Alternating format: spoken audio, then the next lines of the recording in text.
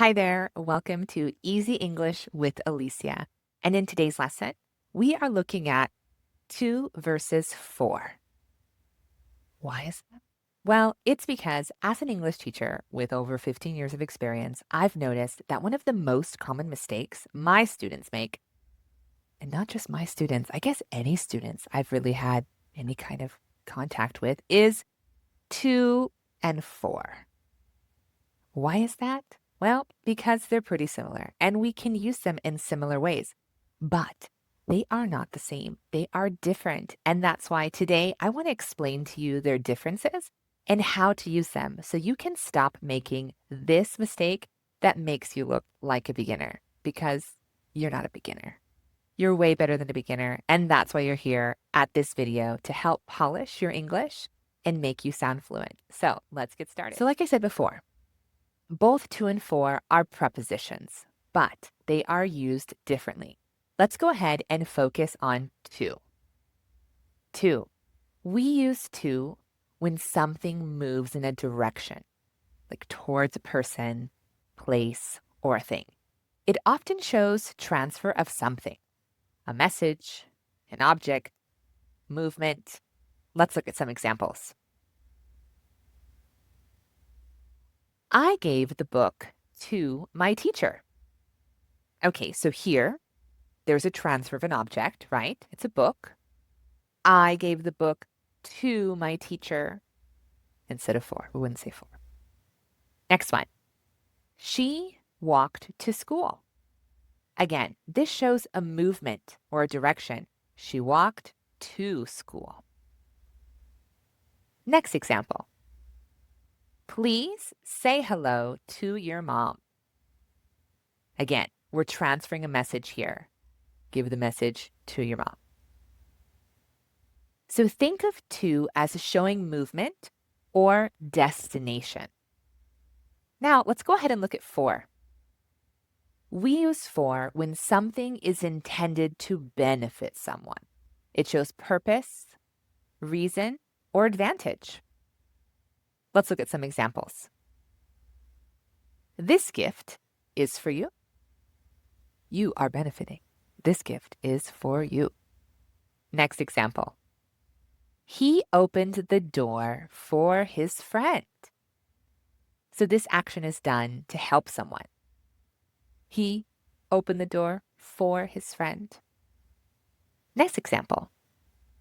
Studying English is good for your future. Again, this example shows benefit and purpose.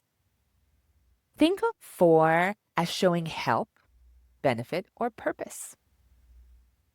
Let's go ahead and look at a quick comparison of these 2.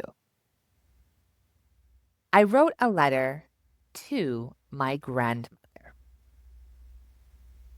Or, I wrote a letter for my grandmother.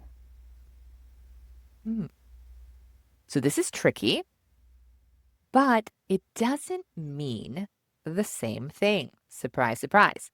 I wrote a letter to my grandmother means that the letter is moving to her.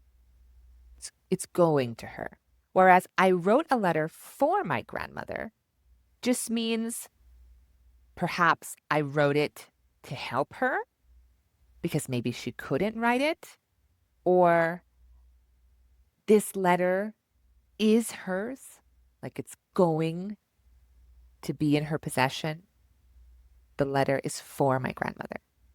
So this is an example of how 2 and 4 are interchangeable, but not the same meaning. In fact, they mean very different things.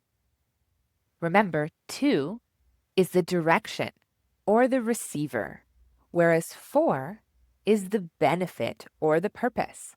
Let's look at another example where we can use 2 and 4 in the same sentence, but the meaning is different. I explained the problem to my friend versus I explained the problem for my friend. So let's look at the first one. I explained the problem to my friend. This means that the friend is the receiver of the explanation. Like I told my friend directly, explain the problem to him. Whereas I explain the problem for my friend means on his or her behalf. So I explained it on behalf of my friend, maybe because they weren't there and they couldn't do it themselves. So the little difference there is the meaning. It's actually not a little difference, it's a big difference. The meaning behind these sentences is dependent on whether you use to or you use for. That's why this is a critical mistake that we shouldn't be making if we want to be understood clearly. So, just a quick reminder: to, direction, receiver, the person I am speaking to. For, benefit, purpose, I'm helping someone else. Very good. Now, for the best part, the quiz. Let's see if we can differentiate, distinguish between, tell the difference between the two, two or four. Number one, I gave the keys my neighbor. Two or four? Two! Correct. That's right. I gave the keys to my neighbor. Number two, she baked a cake her brother's birthday. Two or four? Four! That's right. She baked a cake for her brother's birthday. Number three, please give this message, John. Two or four? Two! That's right. Please give this message to John. Number four, can you carry these bags, me? Two or four?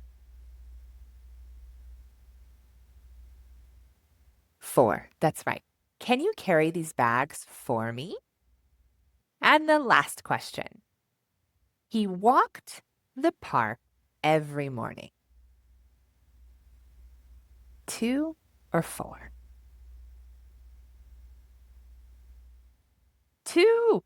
He walked to the park every morning. Very good. There you have it. We have come to the end of our video. And if you're still hanging around, thanks so much, thanks so much, thanks so much. I hope you like, share, and subscribe if you haven't already. Let me know what other needs you have when it comes to English. Maybe you're making another common mistake and you'd like an explanation and some help. Well, I'm here for that. So have a great day and I'll see you next time. Remember, practice makes progress.